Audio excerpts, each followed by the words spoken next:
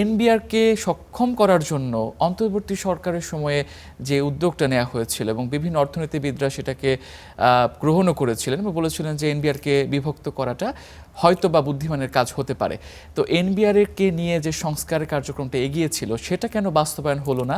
সেটা বাস্তবায়িত হলে কি হতে পারত, আর না হয়ে কি ক্ষতিটা হয়েছে? আচ্ছা, আপনাকে বলি, বাজেটটা তো ফাইন্যান্স মিনিস্ট্রি করে। ফাইন্যান্স মিনিস্ট্রিরই একটা মানে অর্থ বিভাগেরই একটা অংশ হচ্ছে যে এনবিআর, মানে অভ্যন্তরীণ সম্পদ বিভাগ এবং জাতীয় রাজস্ব বোর্ড। তো এরা কিন্তু পুরো স্বাধীন না। বাজেটটা ডিসাইড করে finance ministry. As a whole finance ministry সে টার্গেট ঠিক করে, সে কত খরচ করবে, কত আয় করবে। আয়ের জায়গাটা কে করে? জাতীয় রাজস্ব বোর্ড মোটা দাগে 6 লাখ, এবার যে 4,000 কোটি টাকা রাজস্ব টার্গেট, হ্যাঁ, সামনের বাজেটে। তো 7 লাখের উপরে হচ্ছে যে টোটাল টার্গেট। এর ভিতরে এই যে মেজর স্টেকটা এনবিআর আদায় করবে, এনবিআর সাথে কিন্তু ডিসকাশন খুব কম হয়। তার সক্ষমতা আছে কি নাই সেটা না, এটা একটা গ্রোথ ধরা হয়। যেহেতু রাজনৈতিক সরকারের কিছু কমিটমেন্ট থাকে, মোটা দাগে রাজনৈতিক সরকার থেকে কিছু এজেন্ডা আসে যে আমরা এইভাবে করতে চাই, মানুষের জন্য এই কাজগুলো করতে চাই। এই যে আপনি ধরেন যে এবার মাননীয় প্রধানমন্ত্রীর যে পরিকল্পনাগুলো আছে, আপনার ফ্যামিলি কার্ড, কৃষক কার্ড, নানা রকম কার্ড, তো এগুলো তো সোশ্যাল সেফটি নেটের আওতায় হবে। তো এগুলো একটা ইনোভেটিভ উদ্যোগ। তো সেইটা মোটা দাগে ওনারা বলে দেন যে আমরা এই নতুন কিছু করব, আমার সৃজনশীল কাজে এবার আমরা সুযোগ দিব। অল্প টাকা কিন্তু 300 কোটি টাকা, কিন্তু এটার হাইপটা কিন্তু অনেক বড়, যে আমরা কন্টেন্ট ক্রিয়েটরদের জন্য এই করছি, আমরা যারা ভিডিও বানাবে তাদের জন্য ভালো। কারণ পৃথিবী যেভাবে আগাচ্ছে আপনাকে ওই জায়গাগুলোতে ইনসেন্টিভ দিতে হবে। কিন্তু আমার বলার বিষয় হচ্ছে এটা, যে ফাইন্যান্স মিনিস্ট্রি যে এই বাজেটটা করে ফেলে যে তুমি 6,04,000 কোটি টাকা আদায় করবা, তার সক্ষমতা নাই, কিন্তু তাকে এটা চাপিয়ে দেওয়া হচ্ছে। যার ফলে আমরা দেখি কি বছর শেষে তাকে কিন্তু সংশোধন করতে হয়। আমরা দেখি যে এই চলতি বাজেটেও কিন্তু 1,04,000 কোটি টাকা 9 মাসে ঘাটতি আছে। পরবর্তী 3 মাস যদি ধরা হয়, আমার ধারণা যেটা 1.5 লাখ কোটি টাকা যাবে। তাহলে আমার 5,45,000 কোটি টাকা মনে হয় যে এরকম কাছাকাছি 5.5 লাখ কোটি টাকার মতো টার্গেটের ভিতরে যদি আমার 1.5 লাখ কোটি টাকা আদায় না হয়, এই বাজেটের মানে কি?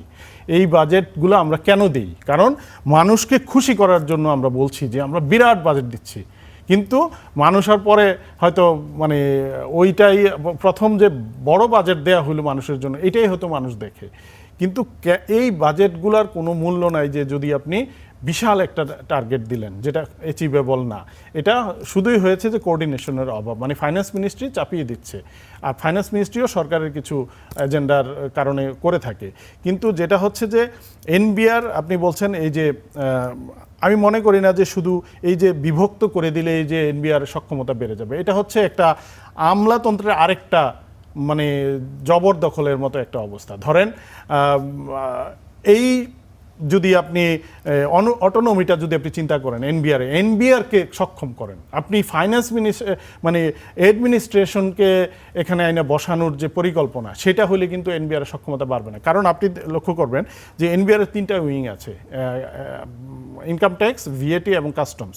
এই যে 2টা ক্যাডারের লোকজনই কিন্তু এই ডিপার্টমেন্টটা চালায়। তো তারা যে এত বছর চাকরি করলো এখানে, যে তার এক্সপার্টিস ডেভেলপ করলো, তাকে বাদ দিয়ে আপনি এনবিআর চেয়ারম্যান নিয়ে আসতেছেন বাইরে থেকে, মানে প্রশাসনের কাউকে নিয়ে আসছেন।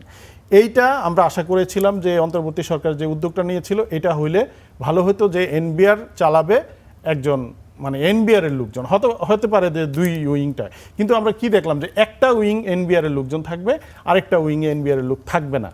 তো এটা হচ্ছে যে আরেকটা পদ তৈরি করা হলো, কারণ প্রশাসনের আরেকজন লোক যাতে এসে বসতে পারে।